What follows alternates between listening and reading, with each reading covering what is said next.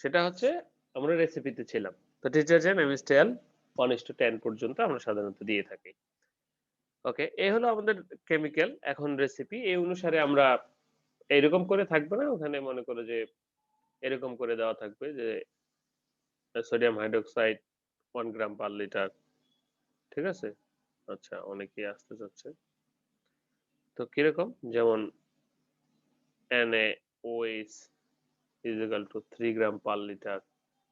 এভাবে সবগুলো দেওয়া থাকবে রেসিপি। সেই অনুসারে আমাদের ক্যালকুলেট করতে হবে। ওকে? তো যে ক্যালকুলেশনটা আমরা করেছিলাম ইয়েতে, আমাদের ল্যাবে আমরা করেছি। তারপরও আজকে আমরা আবার দেখব যদি কারো কোনো ক্লিয়ারনেস থাকে।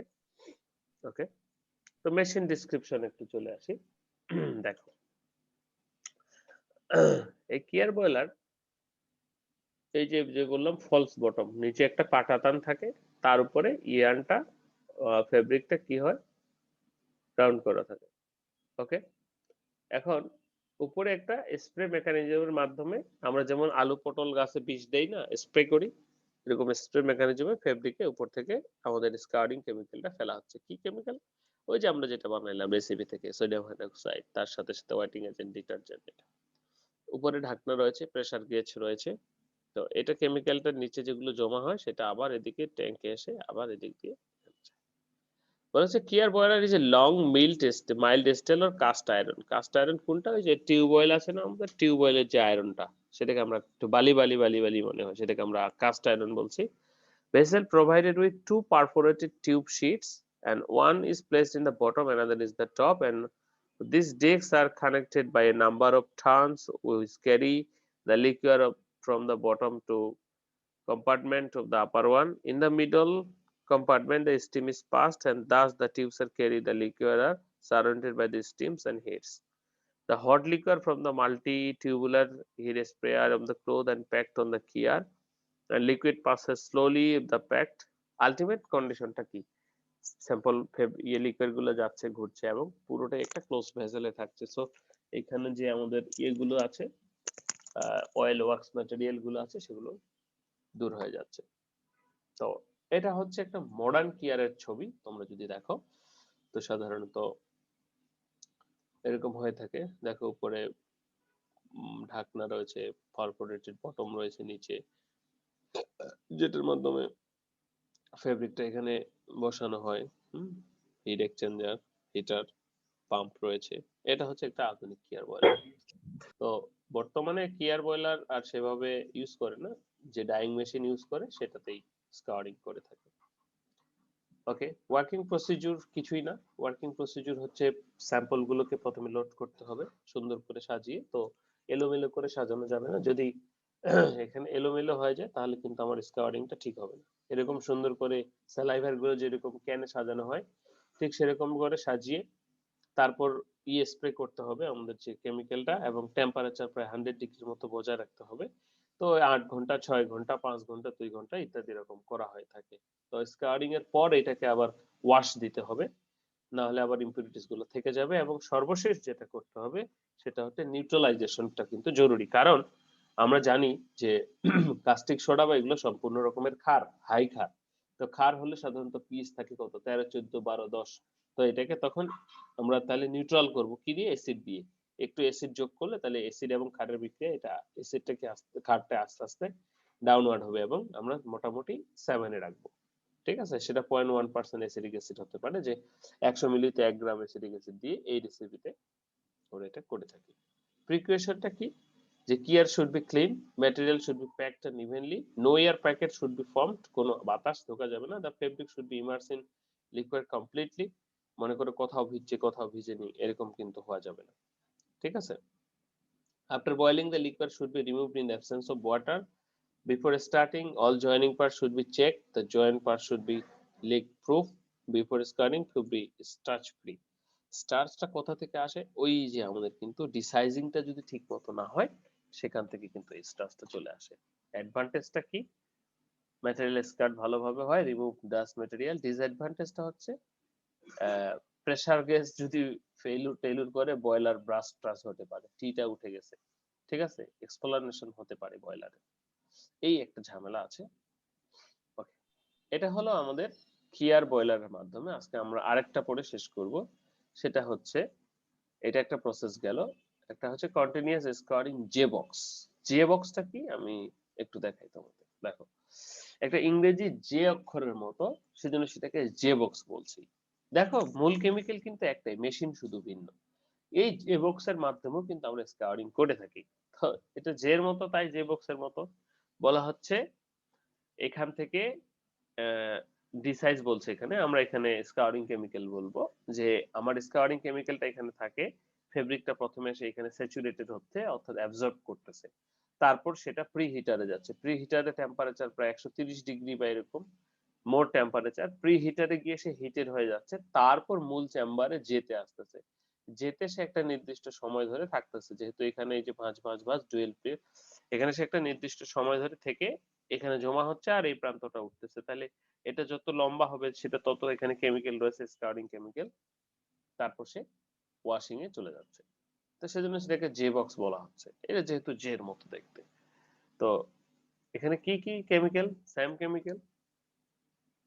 আচ্ছা, জে বক্স, জে বক্স এর কেন, the scouring vessel looks like English letter J and the process is called J box। তাহলে এখানে অ্যালকালি আবার 6 আর 5 gram washing agent, detergent, metal to liquor ratio, ঠিক আছে। তারপর টেম্পারেচার, ইমপ্রেগনেশন টেম্পারেচার 70 থেকে 80 প্রথমটা, ইমপ্রেগনেশন টাইম 45 থেকে 90 সেকেন্ড প্রথম বাতে, shorting time in J box 2 থেকে 4 hour, temperature in J box প্রায় 102 থেকে 105 ডিগ্রি সেন্টিগ্রেড, ঠিক আছে।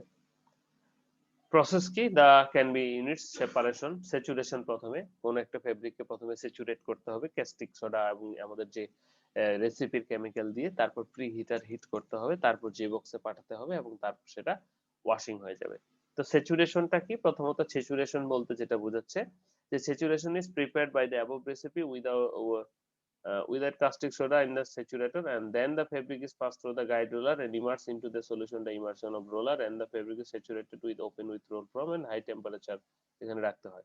Preheater in this material passed into the thermospheric control system 110 থেকে 130 20 degree centigrade and J-box in drawing roller। তারপর তারা সেটা J-box এ চলে যায়।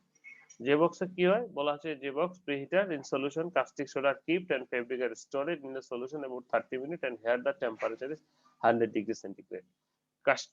কোশ্চেন হচ্ছে যে এই স্যাচুরেটেডে সাধারণত আবার কাস্টিক সোডা থাকে না, কাস্টিক সোডা ছাড়া বাকি যে কেমিক্যাল গুলো সেগুলো থাকে। তো তাতে কি করে কি হয়, সুইলিং হয়। হ্যাঁ, তো এর সহজ একটা উদাহরণ দেই, আমরা আমাদের গায়ে ময়লা পড়ে না, যে আমরা তারপর কাপড় দিয়ে ঘষে ঘষে তুলি। তো এটার কি হয়, যে আমরা যখন পুকুরে অনেক সময় বেশি সময় ধরে গোসল করি, তখন আমাদের শরীরে ময়লাগুলো ভেসে ওঠে এবং অল্প হাত দিয়ে বা কাপড় দিয়ে ঘষে দিলেই কিন্তু উঠে যায়। তো ঠিক সেভাবেই ফেব্রিকের ইম্পিউরিটিস গুলোকে প্রথমে স্যাচুরেট করা হয়, তারপর কাস্টিক সোডা দিয়ে জে বক্সে ট্রিটমেন্ট করা হয়। তো এই হচ্ছে আমাদের জে বক্স। ওকে, এখানেও একই স্যাপনিফিকেশন রিঅ্যাকশন ঘটছে। ওয়াশিং ইউনিট, এরপরে ওয়াশ করে ফেলবো, ঠিক আছে, সেটা কোল্ড ওয়াশ, হট ওয়াশ দুটোই হয় এবং ডিটারজেন্ট ওয়াশও হতে পারে। এখানেও কিন্তু নিউট্রালাইজেশন করতে হবে, ঠিক আছে। সব প্রসেসের পরে একটা জিনিস মাথায় রাখবা, যে আমাদেরকে নিউট্রালাইজেশন করতে হবে। সো অ্যাডভান্টেজটা কি, this process continuous process, so it consume less time, this process is economical use, scarring obtain, বিশেষ করে ওভেন ফেব্রিকের ক্ষেত্রে করা হয়ে থাকে।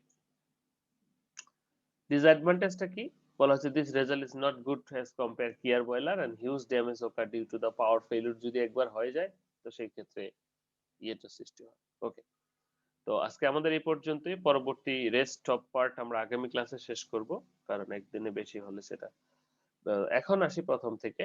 তোমাদের যদি কোনো প্রশ্ন থাকে সেটা অবশ্যই জিজ্ঞাসা করবে এবং সেটা আমরা আলোচনা করব। তাহলে প্রথমে যদি আমরা চলে আসি একবার আজকের লেকচারে, সেটা হচ্ছে আমাদের প্রথম কথা, স্কাওয়ারিং কি। স্কাওয়ারিংটা হচ্ছে আমাদের ফেব্রিকের বা ফাইবারের ভিতরে যে সমস্ত ইম্পিউরিটিস গুলো থাকে, যেগুলো আমাদের ফেব্রিকটাকে হাইড্রোফোবিক করে তোলে, পানি শোষণ করতে পারে না, এই সমস্ত ম্যাটেরিয়াল, যেমন oil, wax, fats, pectins and others gum টাম ম্যাটেরিয়াল, এই সমস্ত ম্যাটেরিয়ালকে কেমিক্যাল অ্যাকশনের মাধ্যমে সরানোটার নামই হচ্ছে আমাদের স্কাওয়ারিং। তো স্কাওয়ারিং এর অবজেক্টিভসটাই আমরা বুঝতে একই কথা, যে হাইড্রোফোবিক ক্যারেক্টার থেকে হাইড্রোফিলিক ক্যারেক্টারে নিয়ে আসবো। হাইড্রোফিলিক ক্যারেক্টার হলে অ্যাবজর্বেন্সি বাড়বে এবং ফিজিক্যাল কেমিক্যাল কোনো চেঞ্জ না করে। তাহলে কোন স্কাওয়ারিং কোন ফেব্রিকের ক্ষেত্রে, ফাইবারের ক্ষেত্রে ডিপেন্ড করে কি ধরনের ফাইবার, কালার কিরকম, সেটার ক্লিননেসটা কিরকম, টুইস্ট কিরকম এবং কনস্ট্রাকশন কিরকম তার উপরে। ওকে, তো সেজন্য আমরা প্রথমে বিভিন্ন পার্সেন্টেন্সের ইম্পিউরিটিস গুলো দেখেছি, যেমন প্রোটিনের ক্ষেত্রে, আমাদের কটনের ক্ষেত্রে আমরা দেখেছি যে প্রোটিন, পেকটিন ম্যাটেরিয়াল সমূহ রয়েছে, minerals, ash and others material সমূহ রয়েছে। তো এখানে আমরা সাধারণত কাস্টিক সোডার অ্যাকশনে আমরা এগুলোকে দূর করে থাকি। দ্বিতীয়ত উলের ক্ষেত্রে আমরা দেখেছি উল গ্রিস, সুন, ডার্ট, এখানে মূল উপাদান ক্যারাটিন, ক্যারাটিন বাদে বাকিগুলো সবগুলো রিমুভ করা হয়। এখানে সাধারণত বিভিন্ন প্রকার কেমিক্যাল যেমন sodium carbonate, soap, ammonia, anionic surfactant এগুলোর মাধ্যমে এটাকে দূর করা হয়। এরপরে আমরা সিল্কের ক্ষেত্রে চলে এসেছি। সিল্কের ক্ষেত্রে আমরা থেকে সেরিসিন এবং ওয়াক্স এবং আদার্স, সেখানে ফাইব্রনটা হচ্ছে মূল ম্যাটেরিয়াল। তো এইটাকে সাধারণত রিমুভ করি আমরা বিভিন্ন প্রকার কাস্টিক সোডা ইউজ করি না, সেটা খুবই তীব্র, আমরা সোডা অ্যাশ ইউজ করে থাকি, সোপ ইউজ করে থাকি। তো এটারও এনজাইমেটিক ডিসাইজিং ও ডিগামিং ও আছে, এই প্রসেসটাকে আমরা ডিগামিং বলছি। ওকে, সিল্কের ক্ষেত্রে। তো এরপরে আমরা কটনে চলে আসি যে মোস্ট আউটার সারফেসে আমাদের ওয়াক্স ম্যাটেরিয়াল বা ওয়াক্সে একটা আবরণ রয়েছে, যেটার মেল্টিং টেম্পারেচার 68 থেকে 71, তাই স্কাউরিং টেম্পারেচারটা অবশ্যই এর উপরে হতে হবে, নাহলে সেটা মেল্ট করবে না, এবং মেল্ট করলেই শুধু হবে না, সেটাকে আবার সেখান থেকে সরাতে হবে। সেজন্য আমাদের যে স্যাপিনিফিকেশন রিঅ্যাকশন ক্ষারের সাথে বিক্রিয়া, তখন সেটা স্যাপিনিফিকেশন রিঅ্যাকশনে চলে যায়। দ্বিতীয় লেয়ার যেটা প্রাইমারি লেয়ার, সেই সমস্ত প্রাইমারি লেয়ারে প্রোটিন, পেকটিন, সাবস্টেন্স, গ্লুকোজ এগুলো রয়েছে। টারশিয়ারি বা থার্ড সেকেন্ডারি লেয়ার যেটা, সেটাতে আমাদের যে মূল সেলুলোজটা, পিওর সেলুলোজটা সেটা রয়েছে, এবং তারপরে ফোর্থ যেটা টারশিয়ারি লেভেল, সেখানে সাধারণত আমাদের কিছু গ্রেইজ ম্যাটেরিয়াল বা বায়ো অর্গানিক ম্যাটেরিয়াল রয়েছে, যেটার জন্য সাধারণত সেটা কালার ধারণ করে বা ইয়েলোনেস হয়। এবং আমরা যদি বলি সর্বশেষ আমাদের যেটা, সেটা হচ্ছে লুমেন ভিতরে চলে যাবে। ওকে, এই হচ্ছে কটনের স্ট্রাকচার। এখন এখান থেকে আমরা এর ভিতরে কেমিক্যাল গুলোকে বের করব, তুলবো। তো সেজন্য আমাদের কিছু সিস্টেম রয়েছে, conventional system, solvent base system. তো কনভেনশনাল সিস্টেমের ক্ষেত্রে সোডিয়াম হাইড্রোক্সাইড, অ্যালকাস কি হোয়াইটিং এজেন্ট, ইমালশন দরকার হয়। আর সলভেন্টের ক্ষেত্রে বিভিন্ন প্রকার সলভেন্ট ইউজ হয়, যেমন বেনজিন, টলুইন, হোয়াইট স্প্রিট, পারক্লোরো, এবং একই সাথে এনজাইম দিয়েও আমরা করতে পারি, তিনটা মেথডে করতে পারি। তো কনভেনশনাল সিস্টেমের ক্ষেত্রে অ্যালকালি লাগে, হোয়াইটিং এজেন্ট লাগে, ইমালসিফায়ার লাগে। তো এখানে সাধারণত কিভাবে দূর হয় আমাদের ম্যাটেরিয়াল গুলো, প্রথমে যদি আসি ওয়াক্স এর কথায়, সেটা সাধারণত স্যাপিডিফিকেশন রিঅ্যাকশনের মাধ্যমে গ্লিসারল এবং সাবান উৎপন্ন করে। ইমালসিফিকেশন যেগুলো সাবান বা স্যাপিনিফিকেশন রিঅ্যাকশনে যায় না, সেগুলো এর মাধ্যমে দূর হয়। হাই টেম্পারেচারে আমাদের যে ইয়েটা দূর হয়, গলে যায়, মোমটা গলে যায়। পেকটিন রিলেটেড সাবস্টেন্স গুলো সাধারণত মেটাপেকটিক ও পেকটিক অ্যাসিডে পরিণত হয়। প্রোটিন এবং অ্যামিনো অ্যাসিড সাধারণত অ্যামোনিয়া পরিণত হয়।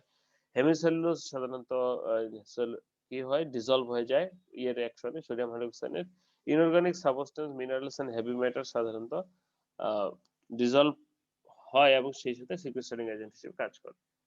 ডার্ট এবং অয়েল দুটোই যদি স্যাপনিয়েবল হয় তাহলে স্যাপনিয়েবল হবে, না হলে চলে যায়। এখানে chemical used in scarring process মোটামুটি কিছু কেমিক্যালের লিস্ট দেওয়া হয়েছে। এরপরে আমরা অক্সিলারি লেভেলের কথা বলেছি। অক্সিলারি লেভেলের ভিতরে tinting, whitening, leveling etcetera. স্যাপিনিফিকেশন reaction কি আমরা সেটা সবাই জানি, সাবান তেল চর্বির সাথে ক্ষারের বিক্রিয়া যে গ্লিসারিন এবং সাবান উৎপন্ন হয় সেটা। কি কি পদ্ধতিতে স্কারিং করা যায়, সেটা হচ্ছে ফাইবার স্কারিং, ইয়ান স্কারিং, ঠিক আছে, ফেব্রিক স্কারিং। ওকে, তো ফাইবারের ক্ষেত্রে তো ফাইবার, ইয়ানের ক্ষেত্রে সেটা আবার hank form, package form, continuous form. Fabric scouring এর ক্ষেত্রে সেটা জিগার, প্যাড, ব্যাস, প্রোগ্রেসিভ। রোপের ক্ষেত্রে kier, washer etcetera. Types of scouring আমরা দেখেছি তিন প্রকার, কনভেনশনাল স্কোয়ারিং, জেবক্স এবং এক্সস্ট মেথড। স্পেশাল স্কোয়ারিং এর ভিতরে সলভেন্ট এবং সেই সাথে ভাপর স্কোয়ারিং রয়েছে। কিয়ার বয়লারের ক্ষেত্রে আমরা পড়েছি ওপেন কিয়ার, লোয়ার ক্লোজড কিয়ার। তো সেটা দুটো টেম্পারেচার ভিন্ন ভিন্ন, ক্যাপাসিটি দেখেছি। তো এখানে অ্যালকালির পরিমাণ, soda ash, whitening agent, sequestering agent, temperature, description of basin পড়েছি। একটা ফলস বটম থাকবে, তার উপর সাজানো থাকবে, উপর থেকে কেমিক্যাল দেওয়া যাবে, টেম্পারেচার এবং টাইম কন্ট্রোল করা হবে, ওয়ার্কিং প্রসিডিউর। এবং সর্বশেষ যেটা রয়েছে আমাদের আজকের জন্য, সেটা হচ্ছে স্কারিং জেবক্স। জেবক্সের রেসিপি আমরা এখানে দেখতে পাচ্ছি, এবং জেবক্সের চারটা সেকশন। স্যাচুরেশন, প্রথমে কেমিক্যাল দিয়ে স্যাচুরেট হবে, প্রি হিটার হিট হবে, এন্ড জেবক্স সেখানে মূলত অনেক সময় ধরে থাকবে, ওয়াশিং ইউনিট, তারপর ধুয়ে ফেলবো। So this are the procedure for our scouring. So now, if any question, please, everyone. সবাই শুনতে পাচ্ছে আমাকে? যদি কোনো প্রশ্ন থাকে প্লিজ। জি স্যার, শুনতে পাচ্ছি, কোনো কোশ্চেন নেই স্যার। কোনো কোশ্চেন নাই কারো? কোশ্চেন তো থাকার কথা, সব অনেকেরই থাকার কথা।